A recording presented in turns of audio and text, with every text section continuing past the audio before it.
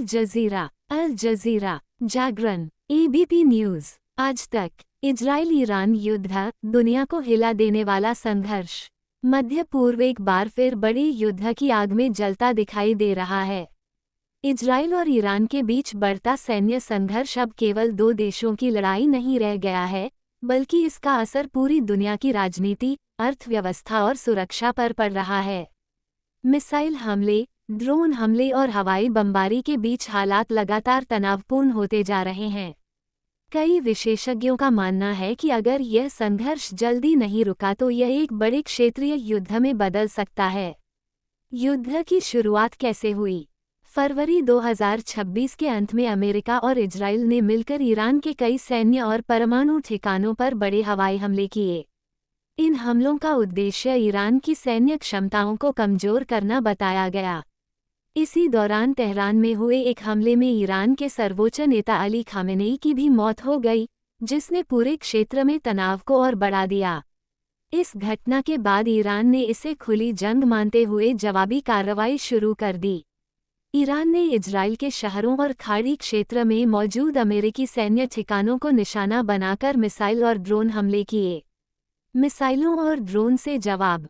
रिपोर्टों के अनुसार ईरान ने सैकड़ों बैलिस्टिक मिसाइल और ड्रोन दागे, जिनमें से कई खाड़ी देशों तक पहुंच गए।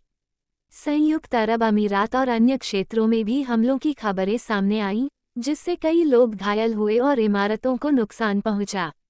इजराइल ने भी जवाबी कार्रवाई करते हुए ईरान के सैन्य ठिकानों, ड्रोन फैक्ट्रियों और मिसाइल लॉन्च साइट्स पर लगातार हवाई हमले किए। इस दौरान दोनों पक्षों के कई ड्रोन और विमान भी मार गिराए गए। मिडिल ईस्ट में फैलता संघर्ष। ये संघर्ष केवल ईरान और इजराइल तक सीमित नहीं रहा। ईरान समर्थित संगठन हिजबुल्लाह ने भी उत्तरी इजराइल पर रॉकेट दागे, जिसके बाद इजराइल ने लेबनान में कई ठिकानों पर हमला किया। इसके कारण पूरा मध्य पूर्व युद्ध के माहौल में आ गया है। कई देशों ने अपनी सेना को हाई अलर्ट पर रखा है और अंतर्राष्ट्रीय समुदाय इस संघर्ष को रोकने के लिए लगातार अपील कर रहा है। तेल और अर्थव्यवस्था पर असर। इस युद्ध का सबसे बड़ा असर वैश्विक अर्थव्यवस्था पर पड़ रहा है। फारस की खाड़ी और होर्मुज जलदमरुमध्य दुनिया के सबसे महत्वपूर्ण तेल मार्गों में से एक है।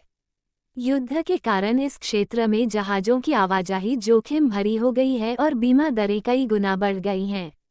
विशेषज्ञों का कहना है कि यदि यह संकट लंबा चला तो तेल और गैस की कीमतें तेजी से बढ़ सकती हैं, जिसका असर भारत समेत दुनिया के कई देशों की अर्थव्यवस्था पर पड़ेगा।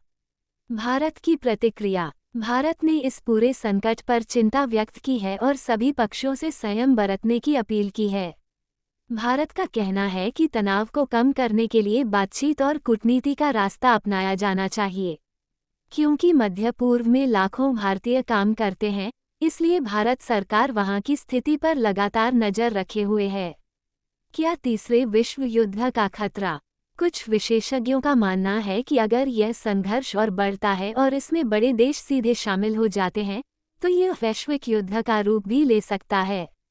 हालांकि अभी तक अधिकांश देश युद्ध को रोकने और बातचीत से समाधान निकालने की कोशिश कर रहे हैं। आगे क्या होगा? फिलहाल इजराइल और ईरान दोनों ही पीछे हटने के संकेत नहीं दे रहे हैं। मिसाइल हमलों और हवाई हमलों का सिलसिला जारी है। दुनिया की नज़रें अब इस बात पर टिकी हैं कि क्या कूटनीतिक प्रयास इस युद्ध को रोक पाएंगे या ये संघर्ष और भयानक रूप ले लेगा। मध्य पूर्व में चल रहा ये युद्ध केवल दो देशों की लड़ाई नहीं है, बल्कि यह वैश्विक राजनीति, ऊर्जा सुरक्षा और अंतर्राष्ट्रीय शांति के लिए एक बड़ा खतरा बन चुका है। आने वाले दिनों में ये तय होगा कि दुनिया इस संकट से बाहर निकलती है या फिर इतिहास एक और बड़े युद्ध का गवाह